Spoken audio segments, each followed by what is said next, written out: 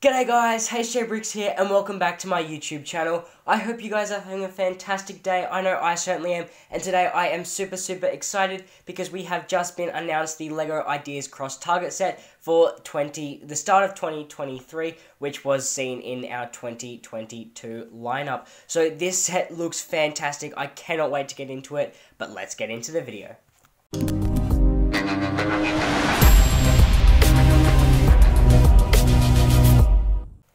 Now guys, everybody knows LEGO Ideas. It is such a prominent LEGO theme and it is only getting better and better as we move into the future. Some of the most notable sets we have gotten in the past are of course the Home Alone house. We had the one that started it all with the Fisherman's Log Cabins. We had the Voltron mech, such a fantastic set for those classic fans. And of course we've got sets from the TV shows like Central Perk. So LEGO Ideas is one of those themes where people suggest their LEGO sets, they get voted on, LEGO team likes them, they produce them into LEGO sets, so we can get these fantastic licensed sets from a range of different themes, and they look so fantastic in LEGO fans' collections. Now, the process in order to get a LEGO Ideas set, just for those of you who don't know, is I have found this Ideas acronym on the internet. So first thing is to find an idea, imagine a future LEGO Ideas project. So that's asking individual LEGO consumers to come up with their own idea of a LEGO set. The second thing is the designing process is the most difficult part. This will make your idea a real LEGO build. So that part is really putting your mind into the mind of a LEGO designer, trying to come up with the best pieces, the best design that's really going to stand out to the consumers. And so that's building your own set that the people will vote on. Next is entry. So that is publishing the project and trying to reach out to a wider audience to get 10,000 supporters. So you can see I've got the big gold 10,000 supporters up here. And so basically the way it works is that once you get that 10,000 supporters and hit that milestone, you then become applicable to submit your idea to the LEGO design team, and then they will look at your set, they'll look at a panel, a range of different sets, and they will decide which ones are the most feasible. Now, after they decide which ones are most feasible, it will then go to a group vote where the LEGO community as a whole, so that means people like us, get to vote which of 3 sets we think will be the best. And so we will get into that in the very near future. And with the next one we have is assembling the project. So this is undoubtedly the most exciting part, the creation of the official LEGO set box. So if you reach the 10,000 supporters and if you are successful, that responsibility then falls down to you. And then the last one we have here is signing events organized by the LEGO group. So if you are successful, you get to go along to all these cool days, you get to show off your LEGO set, show off your fun ideas, and so it really is a fantastic program run by the LEGO group. Now here are some of the criteria that the LEGO group goes off of. Once your project reaches 10,000 supporters, they will kind of go through this list and determine whether your LEGO idea could actually become a LEGO set. So the first one is products on the shelves. So will this item look good up on the shelves at a store? Then new products currently in development, so is it anything similar to what they already have, because they don't want to obviously double up on anything. Brand fit, so it doesn't fit with the LEGO brand. Expected demand, how likely is it consumers going to want to buy it? Licensing possibilities, so obviously, unfortunately, heaps of movies and TV shows have these really expensive licenses on them, so they have to make sure it's feasible for the LEGO community. Production capacity, how many of this set can they build, how many can they give out to the public. Next one here we've got is build quality, so you can't have any illegal LEGO techniques or anything like that. Then of course we have feasibility and playability. One of LEGO's key points is that playability, because when it all comes down to it, these sets are typically designed for children or designed for adults who still like to have that childhood feeling, that childhood nostalgia, just like us, and so that is why playability is another very important factor.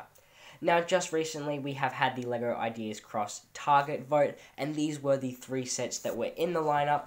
So the first one we had here was the Viking Village. This is a really cool traditional Viking village sort of set on the rocks in a bit of the snow.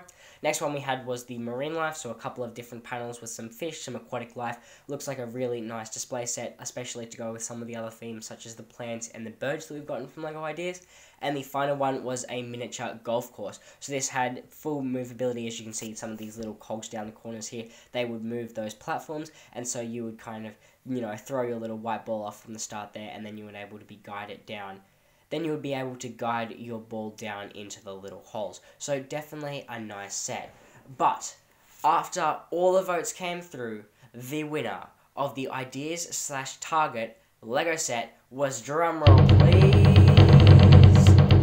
the Viking Village. So a huge congratulations. This is such a fantastic set. This was definitely my pick, definitely my favourite, and I cannot wait to see what the LEGO Group does with this set. So obviously this is not a final image. This is just what the guy, kind of put forward. This was the idea he put forward, and I think it looks so clean. Just that classic Viking look, the classic medieval look set in those rocks, on the docks, in the water. I think it's fantastic, and it will be such a nice display set, especially to go along with some of the other sets like the medieval blacksmith that we got earlier last year. I think this will pair really, really nicely with that. So if I go to the next slide here, we can see this was Brickhammer. So Brickhammer, congratulations, you have done fantastically. He is an Australian fan of LEGO from Germany. Most of his builds are based on real life history or inspired by classic LEGO themes. So make sure you check out his Instagram page for behind the scenes pictures of his designs. So here are a couple of the other little designs he's got going there.